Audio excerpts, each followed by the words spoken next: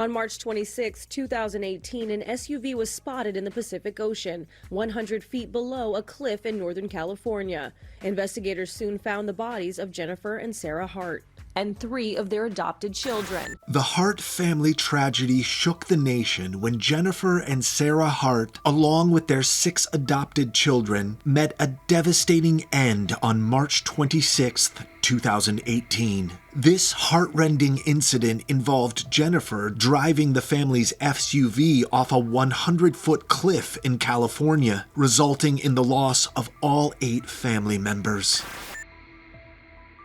Jennifer Jean Hart was born in 1979 in Huron, South Dakota. Although baptized Lutheran, her upbringing strayed from her religious path, later disclosed by her father. Both Jennifer Hart and Sarah Kingler grew up in small-town South Dakota, sharing similar backgrounds. Jennifer displayed leadership and caregiving traits from an early age, enjoying control. She hailed from Huron, while Sarah came from Big Stone City. Their paths intertwined at Northern State University in Aberdeen. While Sarah graduated with a degree in special education, Jennifer faced academic challenges, including a shoplifting arrest in 2002, and did not complete her college education.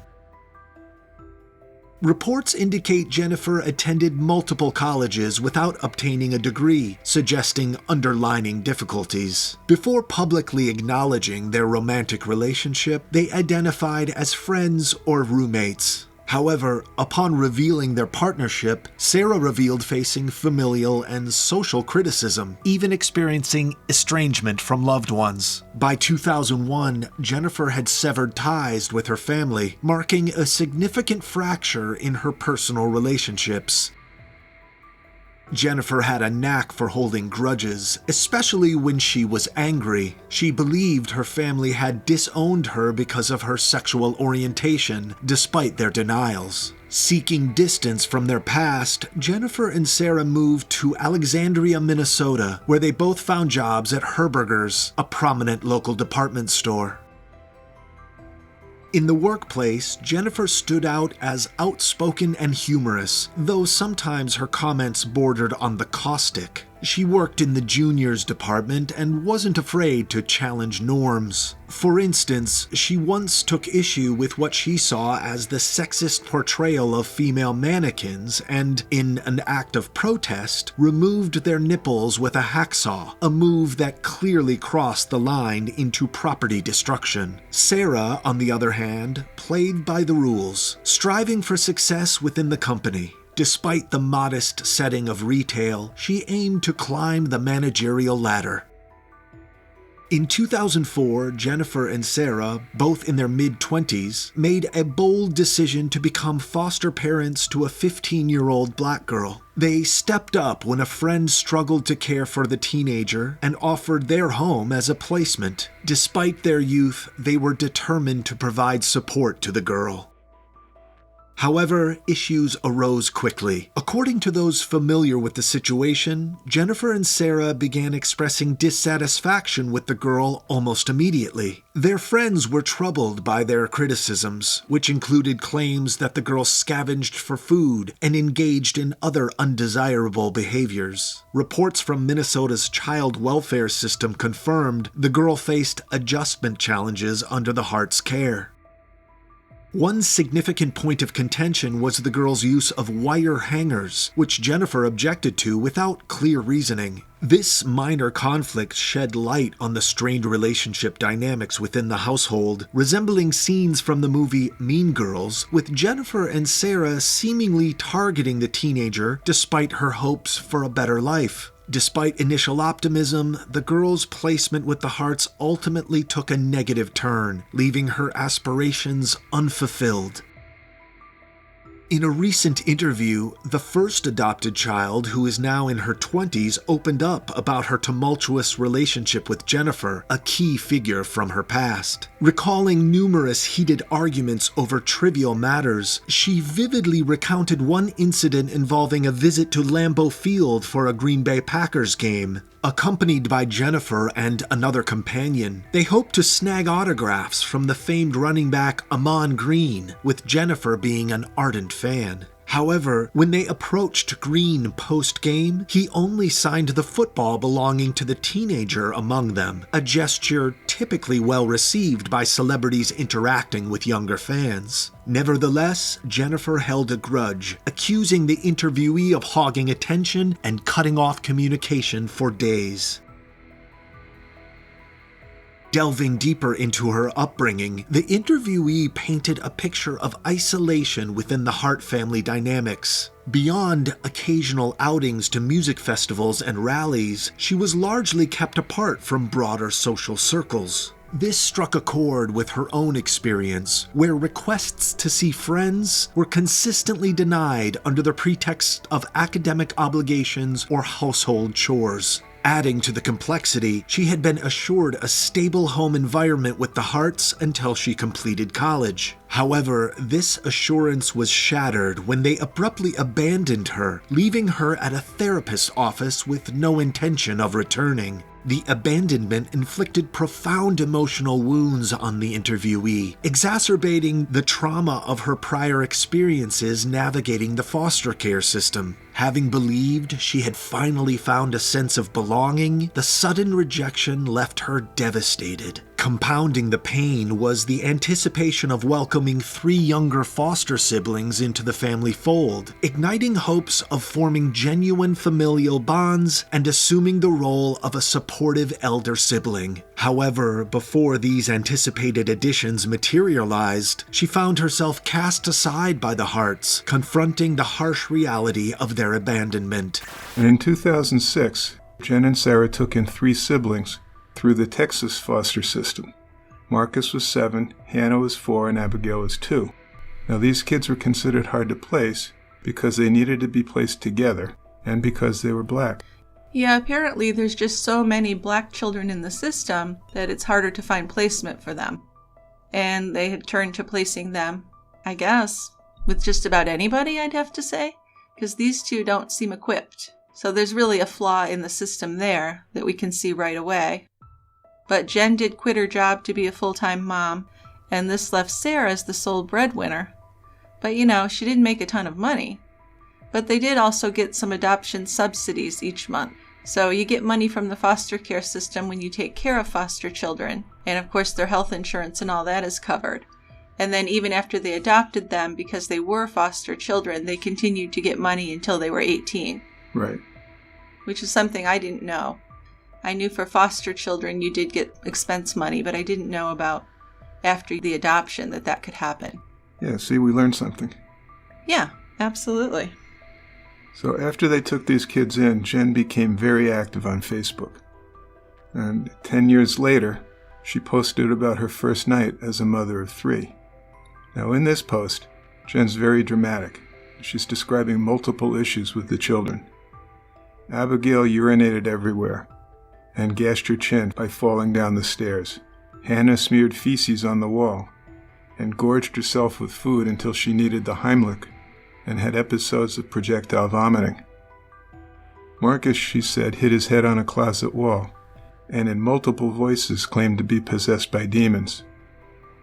But she and Sarah, at least according to her Facebook post, were committed to healing the kids over time. In 2006, Jennifer and Sarah opened their home to 3 siblings from the Texas foster care system. Marcus, the eldest, was 7, Hannah was 4 years old, and Abigail, the youngest, was 2. Placing these children together was challenging because of their sibling bond and their race. Jennifer left her job to focus full-time on raising the children, making Sarah the family's primary financial provider. While Sarah's income wasn't substantial, they received additional support through monthly adoption subsidies.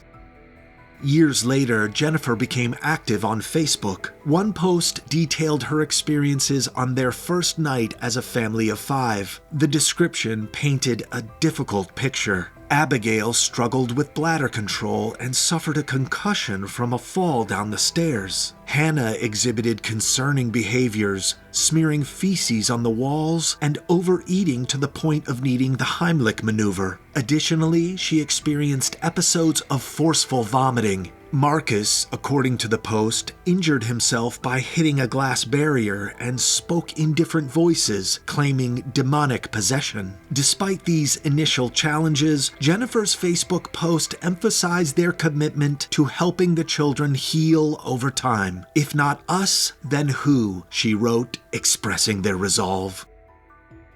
In June 2008, Jennifer and Sarah adopted Sierra, Devante, and Jeremiah Hart, making a total of 6 adopted children. Relatives and friends soon noticed the children were unusually quiet. Some described them as acting almost like machines, robotic, and fearful of doing anything wrong. Jennifer would punish them by making them stand in a corner for extended periods and by taking away their food. If anyone questioned her parenting methods, she would quickly end the relationship by cutting them out. In November 2010, teachers noticed signs of abuse on 6-year-old Abigail. She had several bruises, and Child Protective Services was called. Abigail told investigators that Jennifer had punished her for supposedly stealing a penny by holding her head underwater and punching her. The police interviewed all the Hart children. They confirmed they were frequently spanked, denied food, and forced to stay in their rooms for long periods. Alexandria schools reported several incidents to social services. This included the Hart children asking other students for food and searching through garbage cans for something to eat. Sarah was convicted of a minor domestic assault charge and sentenced to probation, community service, and a suspended jail sentence. However, there was no follow-up to ensure she completed her sentence, and no one checked on the children's well-being. Following the incident, all the children were permanently removed from school. Jennifer then announced she would be homeschooling them. This decision had left the children isolated and entirely dependent on their adoptive parents. On social media, Jennifer presented a rosy picture by frequently posting photos of the children at music festivals and nature reserves, complete with inspirational quotes. People readily believed this facade of happiness. Jennifer claimed she pulled the children from school due to bullying, citing incidents of racial bias. However, these stories appear to be embellished at a minimum.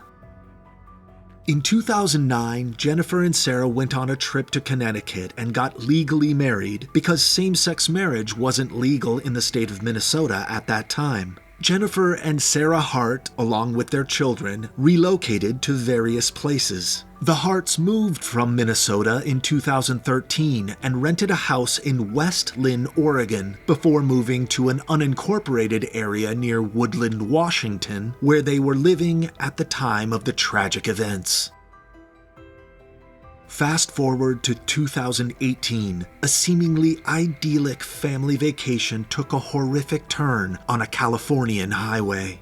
Jennifer and Sarah Hart were found dead alongside their 6 adopted children in the wreckage of their SUV, which had plunged off a treacherous cliff. The initial image painted a heartbreaking picture, a loving family outing gone wrong. However, as investigators dug deeper, a horrifying truth emerged, shattering the facade of happiness and exposing a dark secret that had festered beneath the surface for years. Reports say authorities investigating the crash revealed Jennifer Hart had a blood alcohol content exceeding the legal limit, while Sarah was busy with the following searches during the journey. How easily can I overdose on over-the-counter medication? Can 500 milligrams of Benadryl kill a 125-pound woman? How long does it take to die from hypothermia while drowning in a car? The crash claimed the lives of all 8 individuals, Jennifer, Sarah, and all 6 children, ranging in age from 12-year-old Sierra to 19-year-old Marcus. The aftermath of the crash sent shockwaves through the community. The initial image of a tragic accident quickly dissolved as investigators uncovered a disturbing truth. The reports of prior abuse against the children by Jennifer and Sarah resurfaced, casting a long shadow over the entire tragedy. It raised serious questions about the vetting process for adoptive parents and the ability of the foster care system to protect vulnerable children. Further investigation revealed a disturbing pattern. The Hart family had moved around frequently, seemingly to avoid scrutiny. Despite reports of neglect and potential abuse, the children remained in the couple's care. This failure of the system became a central focus of the tragedy, sparking outrage and prompting calls for reform within the foster care system. The question of the motive remains shrouded in mystery. Why would a seemingly happy couple resort to such a horrific act? Were the abuse allegations true? The crash scene itself offered no answers. Sarah was found in the passenger seat, suggesting a deep codependency within the relationship. However, the lack of a suicide note or any definitive evidence makes it impossible to know for sure what the couple's thoughts or motivations were in those final moments. Tell us what you think in the comments section. Thanks for watching. Don't forget to like, share, and subscribe for more shocking cases like this. Until next time.